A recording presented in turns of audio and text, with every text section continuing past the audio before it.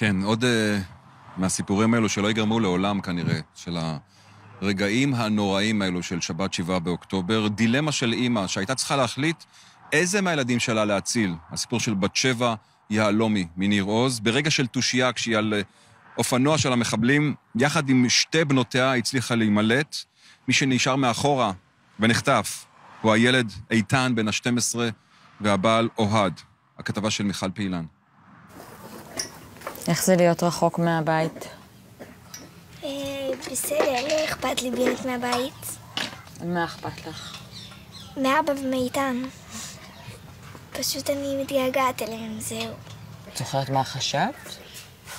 חשבתי על זה נראה לי נמות או משהו, אבל זהו. הרבה אנשים אומרים לך שאת גיבורה? כן. ומה את מרגישה כשאומרים לך את זה? לא יודעת, אני לא מרגישה שום דבר. את לא מרגישה גיבורה? למה לא? כי לא הייתי גיבורה, אבא היה גיבור. את חושבת שאיתן גם מצליח? אני לא יודעת. מחכה שהם שניהם יחזרו. כן. שיחזרו את איתן ואבא. הסיפור של משפחת יהלומי מגלם בתוכו אין ספור סיפורי גבורה קטנים. של אבא אוהד שיצא לשמור על משפחתו מחוץ לממד שלא ננעל. של יעל בת ה10 שראתה את אביה ירוי והצליחה לצאת למסע בריחה עם אמה. של בת 7 שהצילה את בנותיה מספר פעמים לאורך השבת הנוראית. של איתן בן ה12 ששורד עכשיו לבדו בעזה. ושל התינוקת הקטנה עוד לא בת 2 שלאורך כל השבת בכתה בדיוק ברגע הנכון. אבא! מה את אומרת אבא? היא בטח מתגעגעת. ביום שבת בשעה 6:30 בבוקר התעוררו בניר עוז גם אוהד, בת 7 ושלושת ילדיהם למשמע האזעקות. הם נכנסו לממ"ד, אך לא הצליחו לנעול את הדלת. הבנו מהר מאוד שמשהו אחר מתרחש פה. הילדים גם מבינים? הילדים שמעו את הקולות, כן, הם היו מבועטים, הם ממש היו בלחץ. איתן, שגם ככה יש לו חרדות, היה משותק, הוא פשוט אפילו נרדם באיזשהו שלב, מרוב שהגוף שלו לא יכל היה לשאת את המתח. הם היו מאוד לחוצים, הוא גם אמר לי, אמא, כשהאירוע הסתיים, אני רוצה לעבור לגור בשוויץ. אוהד החליט שהוא יוצא מהממ"ד ושומר מבחוץ על הדלת עם נשק אישי שהיה לו. בשלב מסוים מצליחים מחבלים להיכנס לבית, פוצעים את אוהד ופותחים את דלת הממ"ד. הם התחילו לדבר איתנו בערבית, ומדי פעם אמרו את המילה קם. אנחנו הבנו שהם רוצים לקחת אותנו לעזה, הילדים שאלו אותי מה הם רוצים, אמרתי להם שהם רוצים לחטוף אותנו, וביקשתי מהילדים לצעוק, רציתי שנתעכב כמה שיותר, כי חשבתי לתומי שהצבא בקיבוץ ואולי הם ישמעו אותנו. אז אמרת להם לצעוק? אמרתי להם לצעוק, והם צעקו קצת. בסופו של דבר, אחרי שמשכתי כמה שיותר, אחד מהם כיוון עלינו את הרובה ואמר לי הישות, ולא הותיר לנו הרבה ברירה. ויצאנו מהממ"ד. זו תהיה התושייה הראשונה של בת 7 לנסות להציל את משפחתה. אחרי שהבינה שאיש אינו שומע אותם וחוטפים אותם לעזה, היא מחליטה להשאיר את התינוקת הקטנה על אוהד שיושב פצוע בכניסה לבית. מקווה שלפחות כך תציל אותה. חשבתי שעליה יוותרו, וחשבתי שגם את אוהד ישאירו שם וזהו. אבל הנחתי אליו את התינוקת, ואחד המחבלים הרים אותה והחזיר לי אותה, ודחפו אותנו החוצה, לא אפשרו לי להשאיר אותה. המחבלים מושיבים את בת 7 ויעל על אופנוע אחד, ואת איתן עם התינוקת על אופנוע אחר, עליו חטוף נוסף, עובד תאילנדי מהקיבוץ. רגע לפני שהם מתחילים לנסוע לכיוון הגדר, התינוקת צורחת, והמחבל שאוחז בה מעביר אותה לידיה של בת 7. הזעקה הזו שלה היא שתביא להצלתה. התחלנו בנסיעה דרך הקיבוץ לכיוון עזה, והמראות בקיבוץ היו מאוד קשים. אבל מה שהיה הכי מדהים זה הכמויות של המחבלים שהסתובבו. מראה סוריאליסטי, יוצאים כמו ביציאת מצרים, בזזו כל מה שהם יכלו, הולכים שם ילדים עם טלוויזיות על הכתפיים, הטרקטורים של הקיבוץ נוסעים ועליהם המוני מחבלים, הקלנועיות של הזקנים, כל מה שהם יכלו הם לקחו. מה עובר בראש ברגעים האלה? שאסור לנו להגיע לשם. אנחנו חייבות לצאת משם. כמה מטרים לפני הגדר הגיעו פתאום 2 טנקים צהליים שדהרו במהירות בשטח.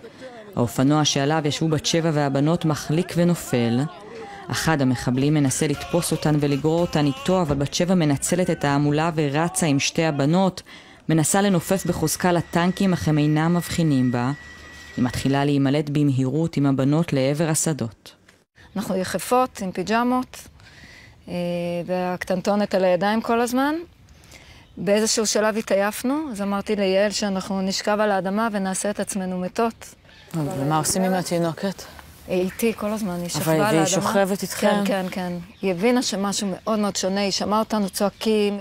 למרות שהיינו כבר מרוחקים מהכביש, הגיעו אלינו שני מחבלים, והם התחילו להגיד לנו, בואו איתנו לעזה, אין לכם מה ללכת לניר עוז, הכל שרוף, יורים שמה. אני ראיתי שהם לא חמושים, אז אמרתי להם לא, ופשוט לקחתי את הבנות והתרחקתי מהם. אחרי שהיא מצליחה לברוח גם מהמחבלים האלו, בת שבע מתחבאת עם הבנות בשדות הפתוחים. מדי פעם עוד חוליות מחבלים מגיחות מסביב, אך הן מצליחות להתחבא כל פעם מחדש. בסופו של דבר, בת שבע מחליטה לקחת אותן לכיוון החלק הצפוני של הקיבוץ. שם הן נתקלות באוטובוס שהוריד חיילים להילחם ומצליחות לברוח איתו צפונה. אתה רוצה להגיד משהו לי, אני ולאלה? כן. מה אתה רוצה להגיד להם? שאני אוהב אותם. אוהד נעלם מהבית, את איתן ראו בפעם האחרונה שם, על הגדר. אנחנו קיבלנו הודעה רשמית מאק"א שאוהד ואיתן חטופים. אני תולה בזה תקוות, כמה שזה מצב הזוי. אני מקווה מאוד אפילו שהם ביחד, אני חולמת שהם ביחד. חולמת שאיתן לא לבד, כי איתן הוא לא ילד שאוהב לישון מחוץ לבית, הוא ממש ילד של בית. אני מנסה להימנע מלחשוב מה עובר עליו, כי זה מאוד מאוד קשה. יחד עם הדאגות מתערבבות גם המחשבות הבלתי אפשריות, כאלו ששייכות לאימהות מתקופות חשוכות אחרות. היום יש את הבדיעבד שאני אומרת לעצמי, אולי לא עשיתי נכון שברחתי, אולי הייתי צריכה להיכנס איתו, שהוא ידע שאני שם איתו, לא משנה מה הסוף, אבל לפחות זה יהיה ביחד. אבל מצד שני אני אומרת, מזל שהבנות לא שם. לפחות 2 ניצלו. כאילו הייתי רוצה היום להשאיר אותן בידיים בטוחות ולחזור לשם, לבקש שיחליפו אותי באיתן או להצטרף אליו.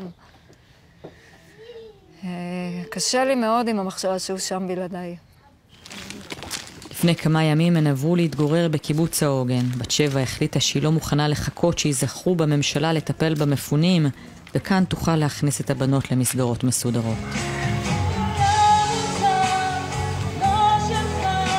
עכשיו הן צועדות שלושתן בשבילי הקיבוץ הזר.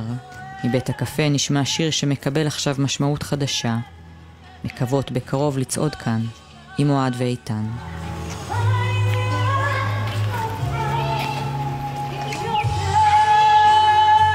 הפקירו אותנו מספיק, השעות הארוכות האלה שהיינו ואף אחד לא הגיע לעזור לנו. ואנחנו מבקשים מהממשלה לתקן את העוול שנעשה לנו ולהחזיר לנו את האהובים שלנו. אולי תזמין אותם שפעם הבאה הם יבואו איתנו. כן, שיבואו איתנו. אני יודעת שזה לא יגיע אליהם, אבל אני רוצה להגיד לאוהד ואיתן שלא יפסיקו לקוות, שאנחנו מחכים שהם יחזרו אלינו.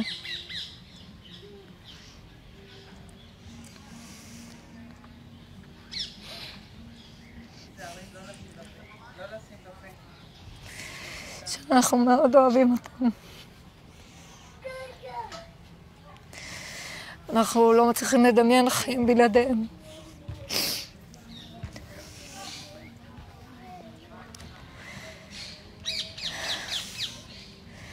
ואני מקווה שיעשו הכל לשחרר כבר את כולם. הסיוט שלנו פשוט בלתי נגמר, תחזירו את כולם.